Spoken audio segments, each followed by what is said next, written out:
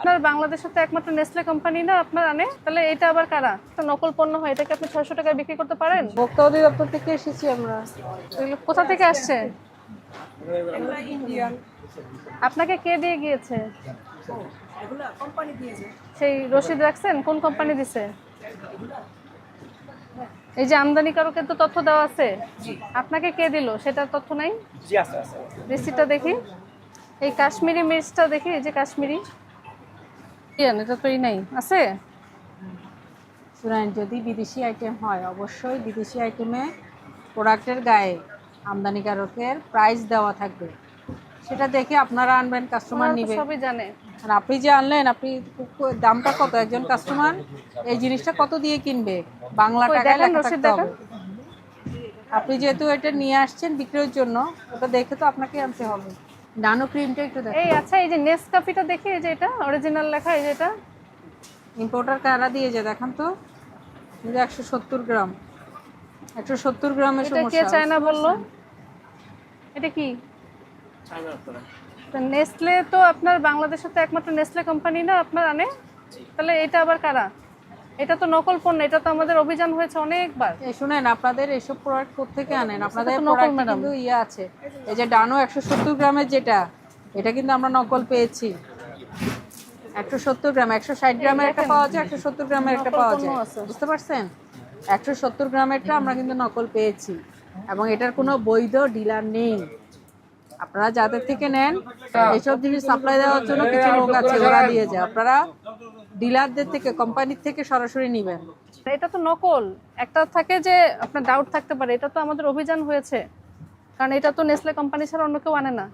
তাহলে চায়নার প্রোডাক্ট তো এটা আসার কথা না। আপনি দেখেন তো, এটা তো একেবারে, আর বোতলে এটা দেখেন তো, কাজটাও একেবারে নিম্নমানের কাজ। এটা তো আমরা যেখানেই পাচ্ছি, এটা তো যে কোম্পানিতে যে টাকা রাখতে আসো এটা আছে এটা কি ইনফোটে ওরা আনে আমরা? এটা কোথায়? এটা দেখেন। রেজিস্ট্রেশন মতো অনুমোদন আছে। হ্যাঁ হ্যাঁ। আর কিছু কোম্পানি যেমন কি করে, ওরা এগুলা মাইরা দিতেছে। কোম্পানি মাইরা দেয় কিছু। ঠিক আছে, আপনাকে রসিদ দিবে না? আপনি এতগুলো পণ্য কিনবেন, আপনাকে তো রসিদ দিবে। সেই কোম্পানিটা কোথায় যে আপনাকে দিচ্ছে? জি আছে আছে। এটাতে আমাদের আপত্তি নেই, কিন্তু আপনি যে কিনেছেন কারো কাছ থেকে, তো আপনি রসিদবিহীন কেনাকাটা তো করতে পারেন না। গুলশান থেকে এই সব কোম্পানি আছে আমাদের কাছে। এটা দেখাতে বললাম, একটা দেখাতে দেখান। শুনেন, গুলশান হলেই যে নকল হবে না এমন তো কোনো কথা নেই। কথা হচ্ছে আপনি প্রোডাক্ট যখন নেবেন, প্রোডাক্টের গায়ে অবশ্যই আমদানিকারকের সিলটা দেখে নেবেন। এই যে এগুলোতে নাই, এগুলো তো নিয়ে সমস্যা আছে। আপনাদের এতবার অভিযান হচ্ছে, তারপরে এগুলো ঠিক করছেন না, তারপরে আবার একেবারে। এটার দাম কত বলেন তো? এটা আমরা 600 টাকা। এটা 600 টাকা। এটা যদি একটা নকল পণ্য হয়, এটাকে আপনি 600 টাকায় বিক্রি করতে পারেন? আর নেসলে কোম্পানি আসে না আপনার কাছে? এত কোম্পানি আসে। এটা যেমন আমাদের 570 টাকা নেয়, নেসলে কোম্পানি আসে। হ্যাঁ, তাহলে ওখান থেকে নেন না কেন? ওখান থেকে আবার অন্য অন্য প্রোডাক্টগুলো নেই যেরকম। না না, তাহলে এটা তো নেসলে কোম্পানি দেয়, আপনারা ওটা সেখান sole থেকে না distributor। নিয়ে। জি হ্যাঁ, আপনারা ওদেরটা 900 টাকা রেট। হ্যাঁ, হোক, আসল। হ্যাঁ, ওইটা 900 টাকা রেট অরিজিনাল, এই জন্যই আপনি তো এটা ফেক প্রোডাক্ট নিয়ে আসছেন। আর ইনফোটার গুলো প্রোডাক্টগুলো একটু কমে কিনা করে কমে বেচা করে। এই কারণে ইম্পোর্টার মানে আপনি উল্টাপাল্টা না। কথা বললে তো সমস্যা। আপনার সবই তো বাইরের প্রোডাক্ট, তাই না? আপনি যে কমে পাচ্ছেন, তার মানে এটা ঝামেলা আছে, তাই না? না মানে ওটা ঝামেলা নাই। কেন এটা? আচ্ছা, এটা কি নেসকাফি কি অরিজিনাল আগে বলেন? জিনেস কফি অরিজিনালটাই, কিন্তু মানুষ- কোম্পানি সারা ইনফোটা যেটা। না, এটা তো আপনার কোনোভাবে ওটা হয় না। আপনার বৈধ আমদানিকারক নেই, তার মানেই তো এটা নকল পণ্য। আচ্ছা, এটা কি এটা হলো অবৈধ আমদানি। এটা কোনো আমদানি হয় না, এটা ট্যাক্স পাচ্ছে না। এটা এই তো উনি চকবাজারেও জানেন। তৈরি হতে পারে। জি জি।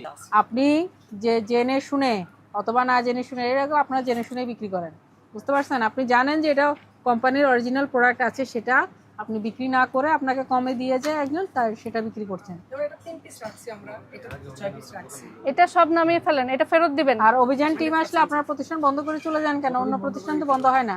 জি। তার মানে শুনুন, আপনাদের মধ্যে যে ঘাপলা আছে এটা আপনারা নিজেরাই জানেন।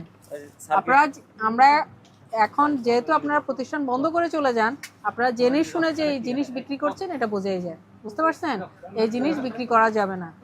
আপনি জেনে শুনে অননুমোদিত প্রোডাক্ট, তারপরে নকল প্রোডাক্ট, এগুলো বিক্রি করতে পারবেন না। সামান্য কয়েক পয়সা, কয়েক টাকা কমের জন্য মানুষকে নকল পণ্য খাওয়াচ্ছেন আপনি। মানুষ তো অরিজিনাল মনে করে নিয়ে যাচ্ছে। একইভাবে আপনার অনেক আইটেম আছে যেগুলো আমদানিকারকের সিল নাই, কিন্তু আপনি বিদেশি আইটেম বলে বিক্রি করছেন। এই যে এটা যে আনেন, এটা আমরা যখন কোনো ইসে পাই, রেস্টুরেন্টে পাই, আমরা কিন্তু তাদেরকে জরিমানার আওতায় আনি, কারণ এটা কিন্তু কোনো বৈধ আমদানিকারকের তথ্য নাই। এটার মধ্যে কি কালার টালার ব্যবহার করা হয়েছে তেমন কোনো সার্টিফিকেশন কিন্তু নাই, তাই না? এগুলো আপনারা ছাড়া রাখবেন না।